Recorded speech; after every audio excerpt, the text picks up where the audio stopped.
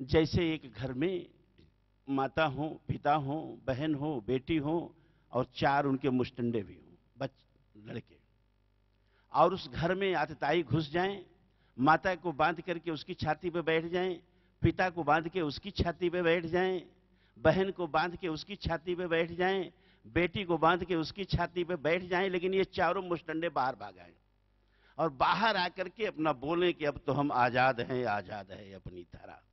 अरे उन्हीं कहा जाए भैया, लेकिन तुम्हारे माता बधे हुए हैं, बधी हुई है, पिता बधे हुए हैं, बहन बेटी बधी हुई है। बोलेंगे हम मातृ निरपेक्ष हो गए, हम पितृ निरपेक्ष हो गए, हम बहन निरपेक्ष हो गए, हम बेटी निरपेक्ष हो गए, हम तो आजाद हो गए। और आपस में लड़े, हम बड़े कि तुम बड़े, कि हम बड़े कि तुम बड़े। हमारी गंगा की पवित्रता का चीरहरण हो रहा है और हम इन्हीं के नाम पर इतने सुख से, इतने वैभव से, इतने सम्मान से जी रहे हैं। हमें तनिक न शर्म आती है, न तनिक किसी के चेहरे पर कोई पीड़ा दिखाई देती। आपकी न मेरे, ये हमारी आजादी है। क्यों ऐसा है? हमारे पास रेगिस्तान भी है, हमारे पास हिमालय भी है, और रेगिस्तान के पास इतना द्रव्यमान है, उसमें पूरी एक हिमालय की श्रृंखला उठ के खड़ी हो सकती है। लेकिन हमारे रेगिस्तान के द्रव्यमान को एक बच्चा भी अपने पैरों से रौंदते हुए चलता है, लेकिन हमारे हिमालय की चोटियों पर कोई बछेंद्री पाल, कोई शेरपा तेंजिंग ही पांव रख के खड़ा हो पाता है। क्यों? क्योंकि हिमालय का द्रव्यमान आपस में संगठित है, चट्टान है, और रेगिस्तान का द्रव्यमान बालू है, भुरभुरा है, असंगठित है। हमारे ऋषियों ने सारा वेद लिख करके उसके 10वें मंडल के जो 191वें सूक्त में 4 मंत्र दिए। चूंकि वेद का आरंभ अग्नि की स्तुति से हुआ, इसलिए उसका संपुट अग्नि की स्तवन से करके 3 मंत्र जो हैं उस सूक्त से बिल्कुल असंबद्ध दिए, जिसे हम लोग संगठन सूक्त कहते हैं, जिसमें हमारे ऋषियों ने कहा साथ चलो, सम गच्छध्वम सम बदध्वम समो मनांस जानताम देवा भागम यथा पूर्वे संजना नाम उपास। बहुत आभार। क्रम को आगे बढ़ाते हुए पहले तो मैं अनुरोध कर रहा हूं परम पूज्य विदर्भ मीरा सुश्री अलका जी वो उद्बोधन दें, आशीर्वचन दें। श्री सद्गुरु सरकार की जय। गुरुर्ब्रह्मा गुरुर्विष्णु गुरुर्देवो महेश्वरा गुरुर्साक्षात् परे ब्रह्म तस्मै श्री गुरुवे नमः। इस मंच पर विराजमान सभी महान संतों को मैं प्रणाम करती हूँ और आप सभी इस सभा में उपस्थित सभी भाई बहनों को वंदन करती हूँ। मैं केवल 2 ही शब्द कहना चाहूँगी कि जितनी भी बातें, जितनी भी अलौकिक दिव्यवाणी से यहाँ जो निकला है, उन सभी को, उन सभी शब्दों को अगर हम सब ग्रहण कर ले तो निश्चित राम राज्य जरूर आएगा, जरूर आएगा, जरूर आएगा। जय गुरुदेव। आभार। अनुरोध करना चाहता हूं हमारे श्रद्धेय आज की अध्यक्षता कर रहे परम पूज्य महामंडलेश्वर स्वामी ज्ञानानंद जी महाराज जी कि वे हमें मार्गदर्शन करें, हमारा आशीर्वचन। वंदे गौ मातरम, वंदे महापुरुष ते चरणारविंदम।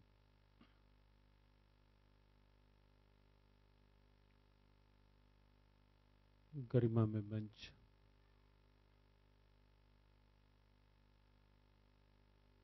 वर्तमान की प्रबल आवश्यकता आज का यह प्रेरक आयोजन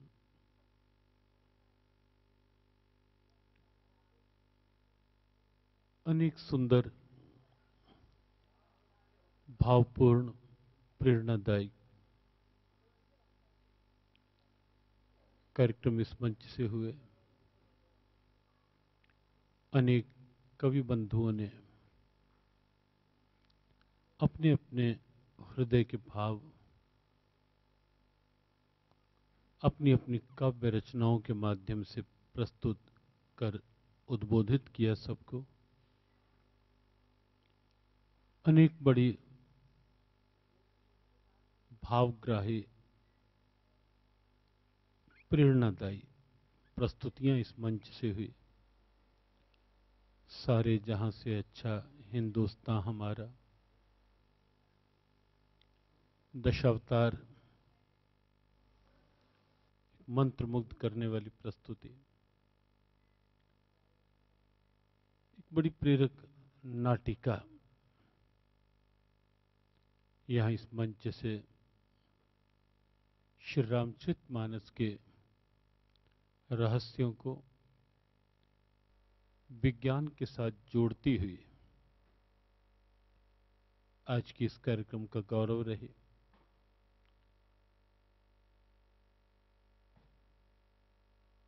हमारे प्रिय गजेंद्र सोलंकी जी का संचालन आज की इस कार्यक्रम का एक स्वस्थ और सुंदर पक्ष रहा। पूज्य संतों के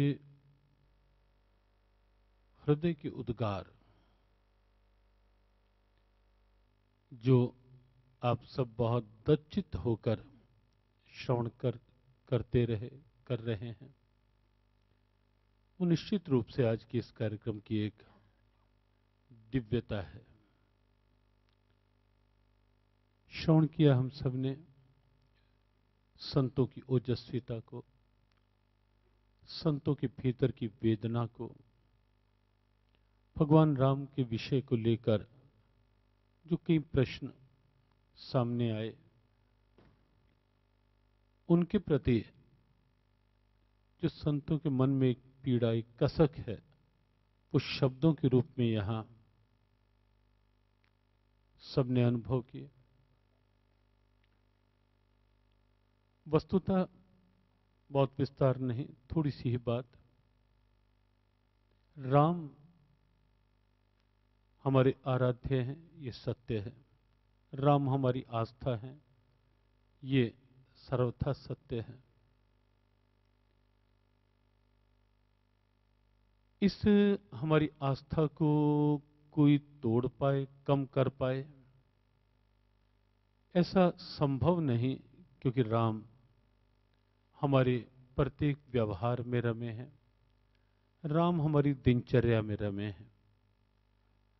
राम लोक और परलोक में हमारे साथी हैं। हर जिस दृष्टि से भी देखें, निश्चित राम हमारी आस्था हैं, राम हमारे सर्वस्व हैं।